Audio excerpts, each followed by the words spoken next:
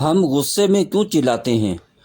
ایک بزرگ جو دریائے گنگا پر نہانے کے لیے گئے، انہوں نے کنارے پر خاندانی افراد کے ایک گروہ کو ایک دوسرے پر غصے میں چلاتے ہوئے دیکھا۔ وہ اپنے شاگردوں کی طرف مڑے، مسکرائے اور پوچھا، لوگ غصے میں ایک دوسرے پر کیوں چلاتے ہیں؟ شاگردوں نے تھوڑی دیر سوچا۔ ان میں سے ایک نے کہا، کیونکہ ہم اپنا سکون کھو دیتے ہیں، اس لیے ہم چلاتے ہیں۔ بزرگ نے پوچھا، لیکن جب دوسرا شخص آپ کے بالکل قریب ہے تو آپ کو کیوں چلانا چاہیے؟ آپ جو کچھ کہنا چاہتے ہیں وہ نرمی سے بھی تو کہہ سکتے ہیں۔ شاگردوں نے کچھ اور جواب دیے، لیکن کسی نے بھی دوسرے شاگردوں کو مطمئن نہیں کیا۔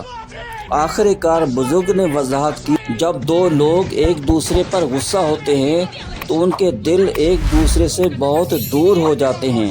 اس فاصلے کو کم کرنے کے لیے انہیں چلانا پڑتا ہے تاکہ وہ ایک دوسرے کو سن سکیں۔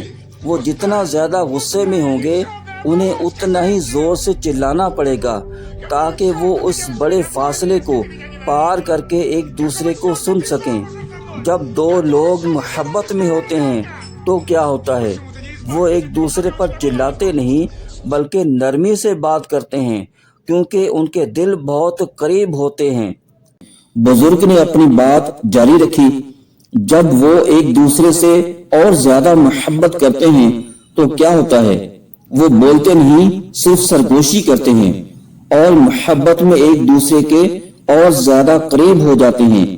آخر کار انہیں سرگوشی کی بھی ضرورت نہیں ہوتی، وہ صرف ایک دوسرے کی طرف دیکھتے ہیں اور بس۔ محبت میں دو لوگ اتنے قریب ہوتے ہیں۔ انہوں نے اپنے شاگردوں کی طرف دیکھا اور کہا، اس لیے جب آپ بحث کریں تو اپنے دلوں کو دور مت ہونے دیں۔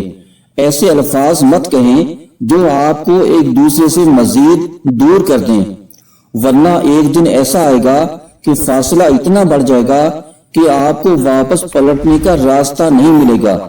اس سے حاصل ہونے والا سبق، غصہ دلوں کے درمیان فاصلہ پیدا کرتا ہے، جبکہ محبت انہیں قریب لاتی ہے۔ نرمی سے بات کریں تاکہ آپ کے الفاظ کسی کو دور دھکیلنے کی بجائے شفا دیں، کیونکہ ایک بار جب دل بہت دور ہو جاتے ہیں تو واپسی کا راستہ کھو سکتا ہے۔